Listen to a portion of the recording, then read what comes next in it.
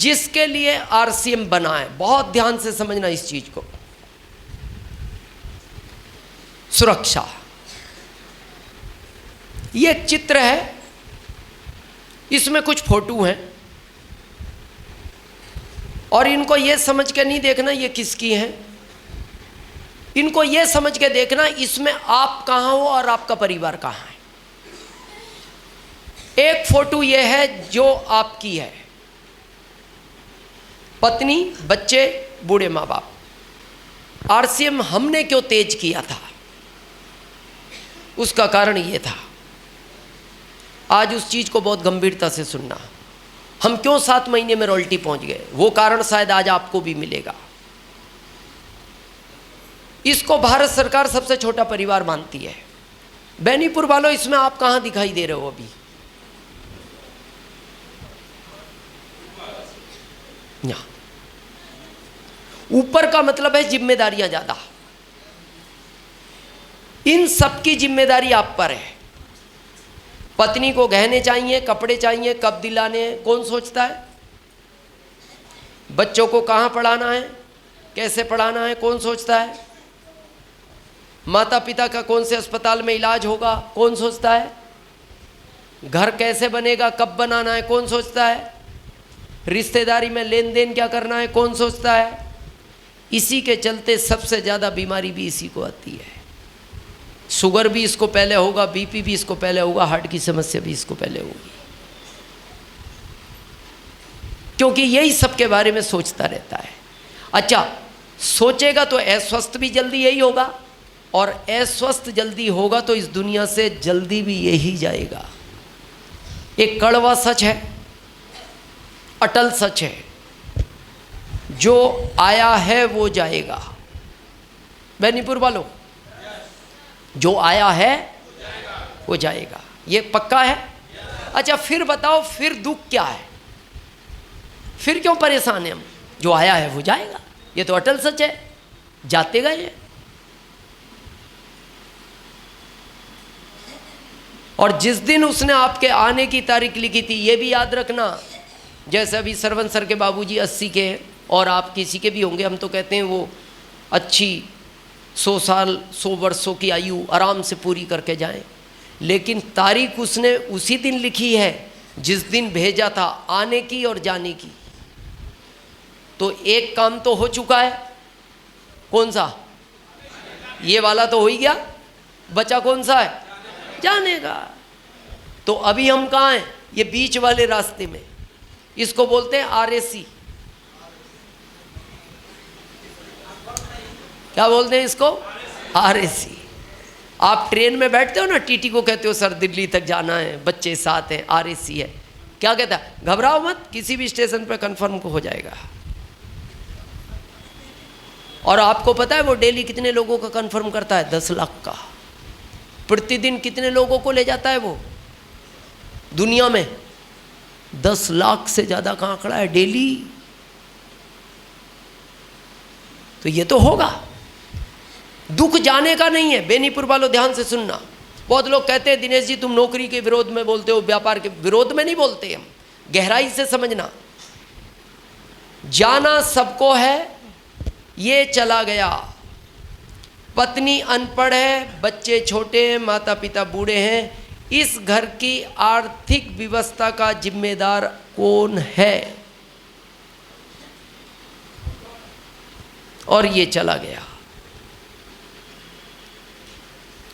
और ये कोशिश करना आज के बाद बेनीपुर वालों, या महिलाएं भी हैं पुरुष भी हैं,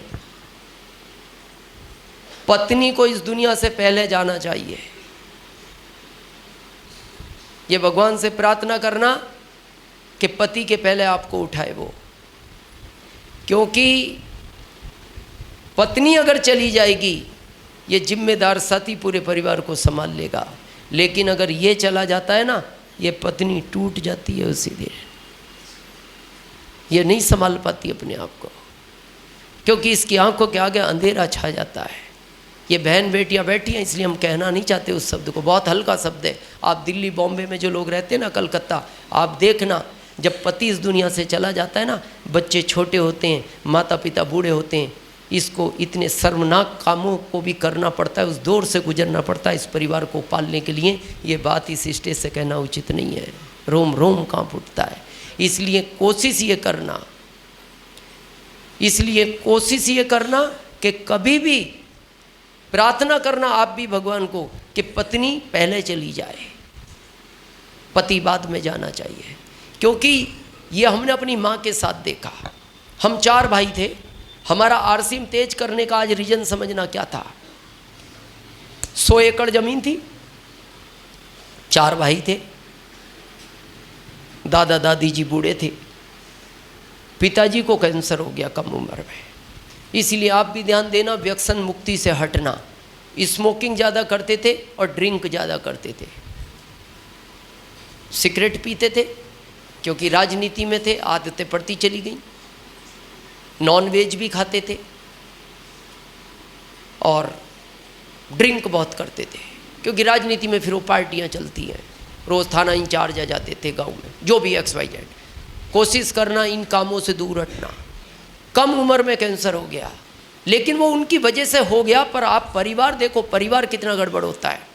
तो उस समय कैंसर से डर लगता था, डर। अगर ये पता लग जाए ना आदमी को कैंसर हो गया, उसको पता लग जाता था उस जमाने में। आज के ये 50 साल पहले की कहानी में मैं नहीं बचूंगा।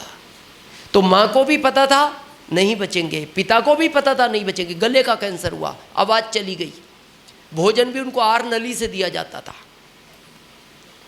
तो माँ दिन भर गुमसुम बैठी रहती थी।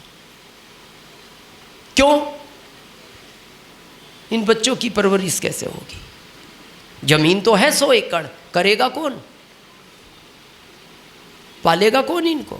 पढ़ाएगा कौन? शादियां कैसे होंगी? ये तो बूढ़े हैं। और मुरादाबाद से डॉक्टर ने मना कर दिया, अब आप इनको दिल्ली एम्स ले जाओ।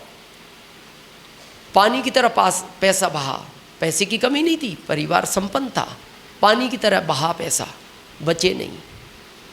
अब कहानी सुनना क्या हुई। जब हम मुरादाबाद से दिल्ली जा रहे थे, 135 किलोमीटर है, पिताजी उधर बेंच पे लेटे हुए थे, ऑक्सीजन लगा था, आर नली लगी थी। इस साइड में हम बेंच पे 3 लोग बैठे थे, मेरी माँ, हम, मामा जी, हमारी माँ से बड़े हैं।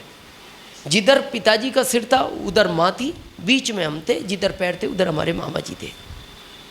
लगभग घटना होगी 22-23 बार की, एग्जैक्ट तो याद नहीं। हर 5-7 मिनट में पिताजी हमारा पैर पे हाथ मारते थे। हाथ मारा तो हमारी निगाह गई, आंखों से आंसू आ जाते थे, आवाज़ तो चली गई थी। देखते थे, सोचते थे, सब था। फिर माँ की तरफ इशारा करते थे, फिर और तेज रो पड़ते थे।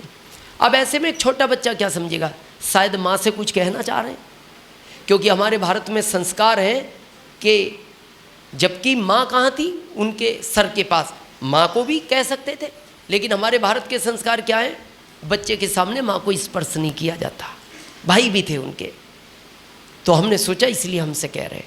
हम माँ को कहते थे, माँ पिताजी कुछ कहना चाह रहे हैं।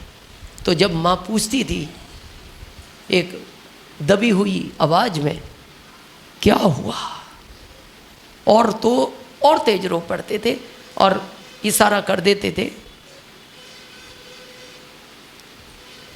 आवाज़ तो चली, कुछ नहीं हुआ। एक बच्चा क्या समझेगा? हमसे कह रहे हैं माँ से बात कराओ, और माँ पूछती है क्या हुआ, और ये एक बार नहीं 22-23 बार हुआ। भर्ती हो गए आईसीयू में, 1 महीने बाद ऑफ हो गए। हम और माँ बैठे थे ऐसी नीचे, अंदर से मामा जी आए। मामा जी ने हमें इशारा करके बुलाया और माँ देख रही, और बुला के कहा, बेटा पहले मेरी लाइन ध्यान से सुनना बात को, आँख से आंसू मत लाना, नहीं तो तुम्हारी माँ को संभाल नहीं पाएंगे। क्योंकि इस बात को बहुत गंभीरता से सुनना, पति पत्नी का जो रिश्ता होता है ना, ये जो बातें आपस में करते हैं, ये बात वो किसी से कभी भी नहीं करते। इसीलिए तो अकेली टूट जाती है पत्नी। किससे वो अपने दिल की बात कहे? ना बच्चों से कह पाती, ना अपने सास ससुर से। तो मामा जी ने कहा बेटा आंख से आंसू मत लाना। हम समझ तो गए और बोले बेटा तुम्हारे पिताजी नहीं रहे। अब आप सोचो एक बच्चा रोक सकता है आंसू, ये बात सुन के कि पिताजी नहीं रहे, आंसू तो निकल ही आए। और माँ समझ गई तो माँ ऐसे देखने लगी। जो यहाँ पढ़े लिखे लोग हैं वो जानते हैं, सरवन सर डॉक्टर रहे हैं,